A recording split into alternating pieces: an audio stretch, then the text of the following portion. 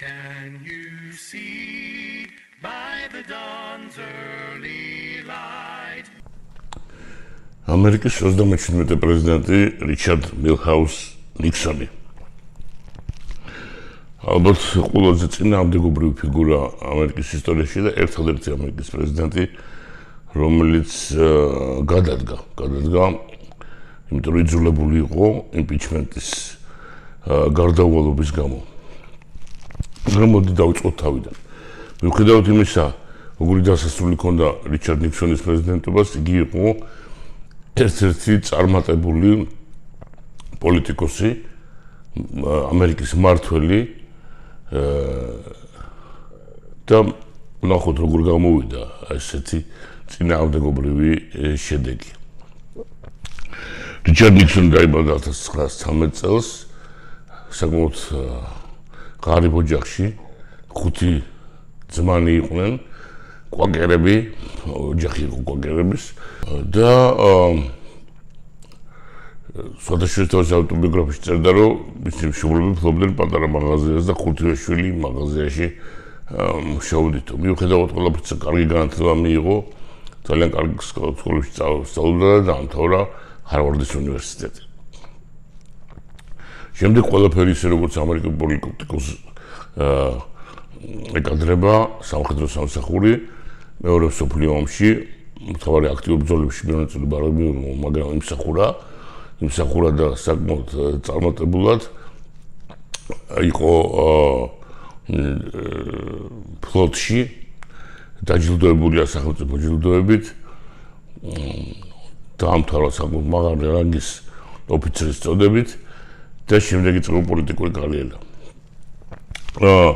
უნდა ითქვას, რომ ბედნიერად და სიყვარულით იყო დაოჯახებული, შვილები დანათესებული იყო პრეზიდენტ ეიზენჰაუერთან, საერთო შვილები ყავდათ მათ და შემდეგ წავიდა პოლიტიკური კარიერა წარმატებული, იმიტომ რომ გაიარა ყველა ეტაპი. არჩეული ხელმძღვანელისა და რა არის გამოსაყოფი. იყო პრეზიდენტ ეიზენჰაუერის ვიცე-პრეზიდენტი. მთელი 8 წელიწადი, ანუ პლუს მერე თავისი პრეზიდენტობა თეთრსახში იყო ძალიან დიდხანს და ნიქსონი არის ადამიანი, რომელიც ამერიკას მართლაც მართავდა ძალიან დიდხანს. გამორჩეული საინტერესო ბიოგრაფია აქვს, მათ შორის პოლიტიკურიც.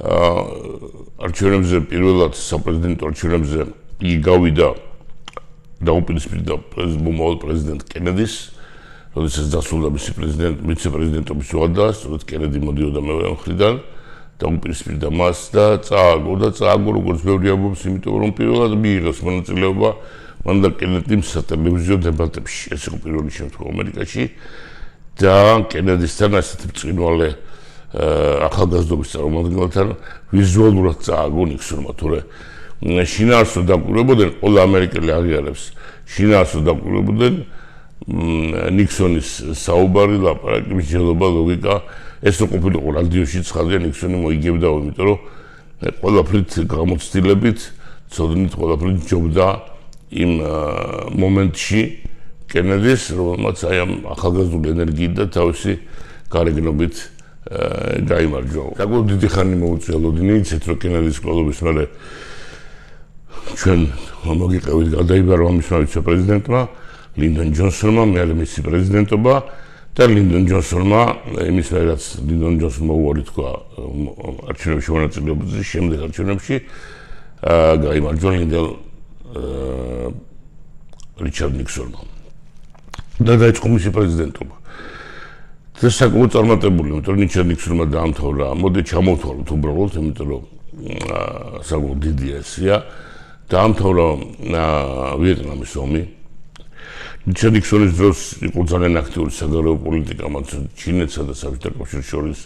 შედგა პირველი ვიზიტი, ბრეჟნევი იყო ამერიკაში ჩასული და ისტორიული ვიზიტი, როგორც მაშინ ეძახდნენ საბჭოთა კავშირის ცეკლს 1 ივნისსა. რიჩარდ ნიქსონის დროს ამერიკელები დაждდნენ მთვარეს და კოსმოსურ მოგზაურობებს ისეთი სერიოზული განვითარება ჰქონდა და ნიქსონის მხარდაჭერითაც მათ შორის. და ასე შემდეგ. ბევრია წარმატება მათ შორის ეკონომიკაში, მათ შორის ადამიანთა უფლებებში. საერთოდ ყველა აღიარებს, რომ არა მისი ესეთი წინააღმდეგობრივი ხასიათი და იცას ბოლოს დაემართა, რიჩარდ ნიქსონს იყო საკმაოდ ისეთი წარმატებული, ლოგიკურად თანმიმდევრული პოლიტიკოსი. მაგრამ მივედით იქამდე სანამდეც მივედით და რითიც რიჩარდ ნიქსონი არის ცნობილი ყველაზე უფრო. ნიქსონმა ასე ვთქვათ წარმატებით დაამთავრა პირველი ვადა, გავიდა მეორე ვადის არჩევნებზე, მოიგო ის და ცოტა ხანში სწორედ აქ მოხდა, რაც მოხდა ყველასთვის ცნობილი უოტერგეიტის სკანდალი. ეს იმდენად გახმაურებული ფაქტია, რომ ალბათ სრულიად თვითონ დაინტერესებულები თვითონ ნახავენ, მაგრამ მოკლედ ვთქვათ, რომ ეს არის დაკავშირებული პოლიტიკური მოწინააღმდეგეობის მოსმენასთან, რაც ჩვენთვის დღეს გასაკვირი არ არის და უცხოთ დღევანდელი პოლიტიკოსები ასრულებენ, მაგრამ მაშინ სკანდალი იყო, გახმაურდა, რომ დემოკრატიულ პარტიას შედამონტაჟებული მიკროფონებით უსმენდნენ რესპუბლიკელები, მერტმოწმენ პირიქით იყო თუ არა, მაგრამ ეს გახმაურდა და მთავარი იყო ის, როგორ რეაქცია ჰქონდა ამაზე ნიქსონს. ძალიან დიდხანს იგი ეცადა მიეჩქმალა ფაქტები, მათი სერიოზულობა დაეყვანა მინიმუმამდე, რაღაცნაირად გამოუძვრალიყო ამ სიტუაციიდან და ამით უფრო და უფრო იხლასდებოდა აი ამ სკანდალში.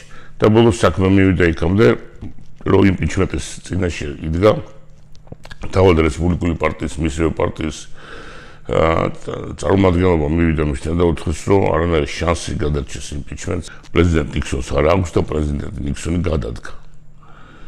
და როგორც გითხარით, ამერიკის ისტორიაში ჯერჯერობით ეს არის ერთადერთი შემთხვევა. And I want to say this to the television audience. I made my mistakes, but in all of my years of public life, I have never profited from public service. I've earned every cent. And in all of my years of public life, I have never obstructed justice. And I think, too, that I can say that in my years of public life, that I welcome this kind of examination, because people have got to know whether or not their president is a crook. Well, I'm not a crook. I've earned everything I've got. President, ამერიკის სასახელოდ უნდა ითქვას, რომ საკმაოდ ისე დელიკატურად გამოვიდა ამ მდგომარეობაში, პრეზიდენტ ნიქსონი აშკარად დაისაჯა მათ შორის საკმაოდ კმეულად, მაგრამ პრეზიდენტ ფორდმა, მის შემდგომ პრეზიდენტმა შესთავაზა მას შეწყალება, რომელზეც თავიდან უარზე იყო პრეზიდენტ ნიქსონი, მაგრამ იმიტომ რომ თვლიდა, რომ მას არაფერი დაუშავებია, ასე ვთქვათ, კრიმინალურად და იურიდიულად, მაგრამ ბოლოს გამოაქვეყნეს კომუნიკე, სადაც პრეზიდენტ ფორდმა გამორიცხა მისი ბრალეულობა, შეიწყალა და პრეზიდენტ ნიქსონი გადავიდა ჩვეულებრივ პენსიონერთა კატეგორიაში. საკმაოდ აქტიურად იცხოვრა, პოსტპრეზიდენტობა გაატარა, ასე ვთქვათ, საკმაოდ დიდხანსაც. ძალიან ცნობილია პრეზიდენტ ნიქსონის და პოპულარული ბიბლიოთეკა, იქვე ბიბლიოთეკის ტერიტორიაზე დასაფლავებულები თვითონ პრეზიდენტი და მისი მეუღლე. მან გამოსცა ძალიან ბევრი წიგნი, მემუარები და ეს მემუარები მოეხმარა სხვათა შორის ფინანსური მდგომარეობის გამოსწორებაში, ასევე მოეხმარა ფილმები, დოკუმენტური ფილმები, რომელიც მის შესახებ გადაიღეს. და როგორ დარჩა პრეზიდენტ ნიქსონი ამერიკათან მეხსიერებაში, როგორც ერთ-ერთი წინააღმდეგობრივი პრეზიდენტი. თავიდან იყო ძალიან დიდი მორალური გაკიცხვა, ასე ვთქვათ, მაგრამ დრო ყველაფერს კურნავს, დრო მკურნალია და შედარებით გაბაცდა მისი დანაშაულებები, ამბობენ, რომ რაღაცა საშინელ ჯოჯოხეთში ამყოფა ქვეყანა, სანამ გაირკვევა ეს უოტერგეიტის სკანდალი და ემოციურად ძალიან დააზიანა, მაგრამ ასევე ყველა აღიარებს, რომ ნიქსონი იყო წარმატებული რეალური პოლიტიკოსი და თუ არა უოტერგეიტი ალბათ შევიდოდა ამერიკის ისტორიაში როგორც ერთ-ერთი წარმატებული პრეზიდენტი. ეს იყო ამერიკის 37 პრეზიდენტი, პრეზიდენტი ნიქსონი.